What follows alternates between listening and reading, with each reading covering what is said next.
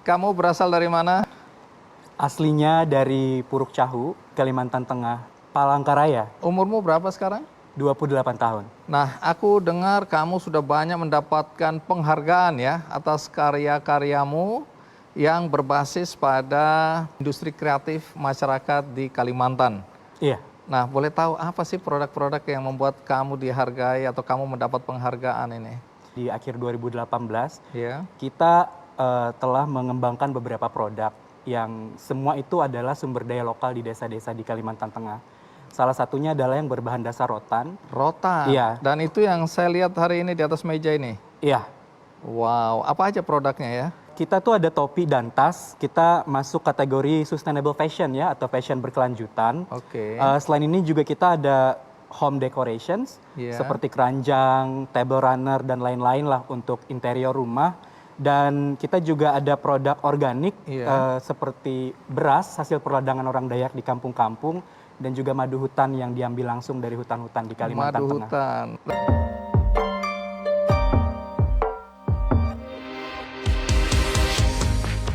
Usia muda dan berpendidikan tinggi, namun memilih untuk kembali ke desa. Ialah Randi Julian Miranda, pemuda asal Puruk Cahu, Kalimantan Tengah. Lahir dari anak seorang petani, tidak menyurutkan keinginan Randi bisa menuntut ilmu yang tinggi. Setelah menyelesaikan pendidikan S2 di Australia, Randi memilih untuk kembali ke Kalimantan. Bukan tanpa alasan, ia ingin mensejahterakan masyarakat dan membangun desanya. Pada tahun 2018, Randi mendirikan Handep, Handmade Ethical Product. Sebuah bisnis yang bertujuan untuk pembangunan desa dengan kearifan lokal yang berkelanjutan. Randi melihat potensi rotan yang melimpah di Kalimantan. Bekerja sama dengan warga desa, Handep mengolah anyaman rotan untuk dijadikan produk fashion seperti tas, topi, dan aksesoris lainnya. Selain produk fashion, Handep juga mengembangkan produk dekorasi rumah dan hasil pertanian organik seperti beras dan madu hutan. Dalam bisnisnya, Handep mengedepankan prinsip penciptaan nilai tambah, kemitraan yang adil, dan peningkatan kapasitas yang berguna untuk mesejahterakan masyarakat desa. Memiliki kualitas yang bagus dalam kurun waktu 2 tahun, produk Handep sudah dikenal setanah air, bahkan sampai ke mancanegara.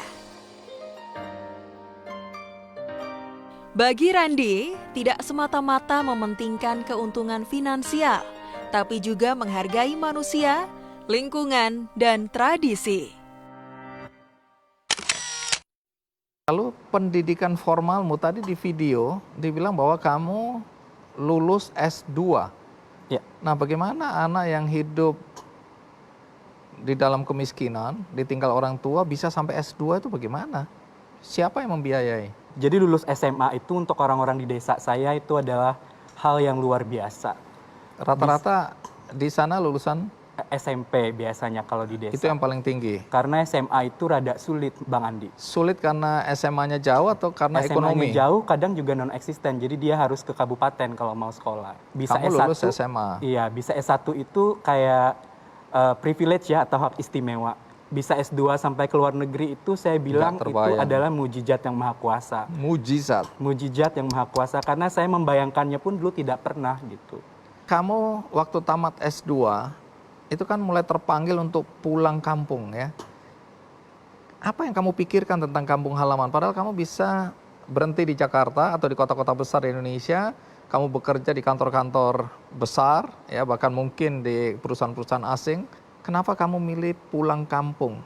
Saya tuh punya keresahan yang sangat besar karena menurut kacamata saya dan fakta di lapangan banyak ketidakadilan yang terjadi di bumi Kalimantan Tengah. Apa yang kamu lihat ketidakadilan itu?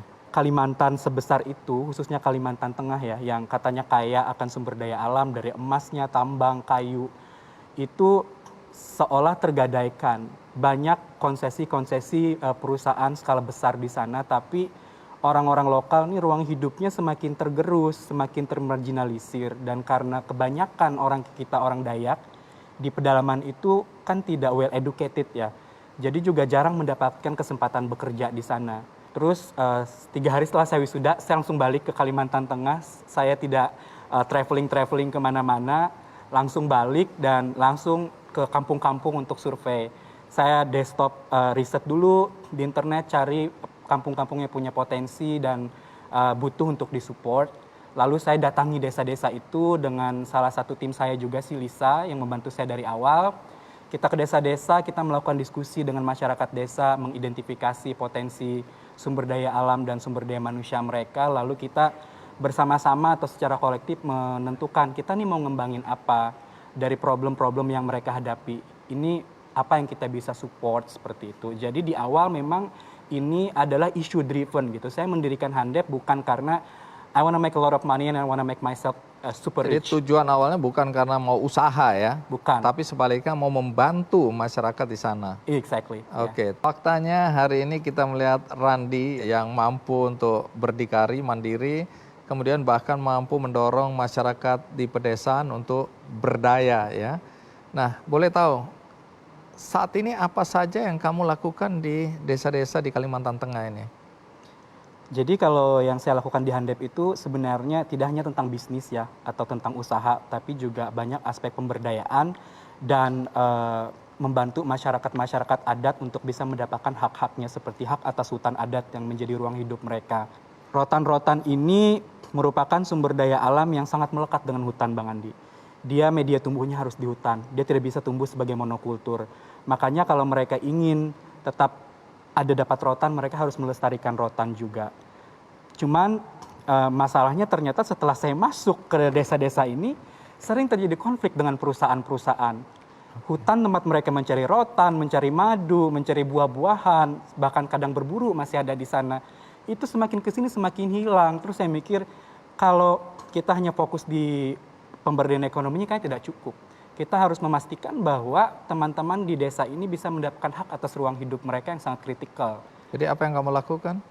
Kita memfasilitasi mereka dengan berbagai pelatihan untuk menambah ini ya skills mereka. Terus juga sekarang kita sudah mulai coba membantu memfasilitasi mereka bagaimana mereka bisa dapat hak atau inilah legal acknowledgement untuk hutan adat mereka yang ada di sana. Kalau sekarang kita kembali ke produk ini siapa yang mendesain ini ya? Kita punya in-house designer namanya Yowan yang juga anak Kalimantan Tengah. Jadi semua tim saya itu asli orang Dayak.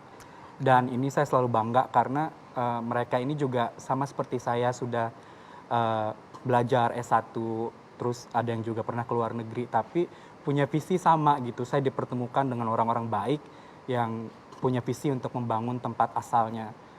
Coba lihat, kalau yang model dasi yang kamu pakai ini juga dari rotan? Iya, ini dari rotan. Ini topi terus ada itu tas bucket juga hat. ya? Nah, Ini diproduksi di mana ini? ini di Palangkaraya kita. Oke. Untuk jahitnya, untuk anyamannya semua di 5 desa. Oke, kemudian finishingnya Finishingnya di di Palangkaraya ya. Semua. Ada berapa desa yang ada pemberdayaan di sana ya? Sekitar 2 tahun ini kita sudah bermitra dengan 5 desa, sekitar 200 pengrajin rotan dan petani rotan. Nah, apa keunggulan dari produk-produk yang dibuat dari rotan ini? Yang pertama, dia sangat unik. Anyamannya sangat halus dan tidak ditemukan di daerah lain. Yang kedua adalah untuk membeli satu produk ini akan menanam satu pohon. Gimana? Pohon apa yang saya tanam ini? Tergantung nanti pohon-pohon lokal di sana. Bisa Oh, juga oke, menanam jadi- kembali rotan. Nah, ini produk-produk ini dipasarkan kemana saja ini? Siapa segmentasi yang dituju ini? Kita sekarang lebih banyak di domestik.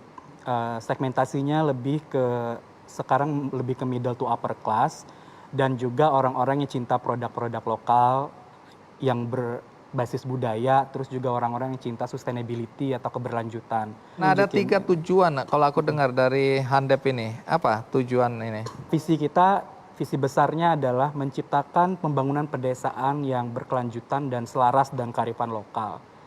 Kalau misi-misinya ya kita pemberdayaan masyarakat desa pasti, pelestarian hutan juga pasti, dan memberikan akses ke pendidikan yang lebih baik untuk anak-anak di kampung. Tahun depan insya Allah program beasiswa dari Handep untuk beberapa anak muda di desa-desa binaan kita akan terrealisasi. Nah, tapi saya dengar juga katanya sudah beredar di mana? Di Malaysia, di Ya. Eropa, di Amerika. Itu bagaimana itu? Malaysia, Brunei, Singapura, Uh-huh. Eropa, US. Jadi kita kan sekarang untuk channel distributionnya Iya. offline dan online. Apalagi di masa pandemi kita lebih fokus ke online platform sekarang. Oke. Untuk online yang retail itu sudah ke banyak negara.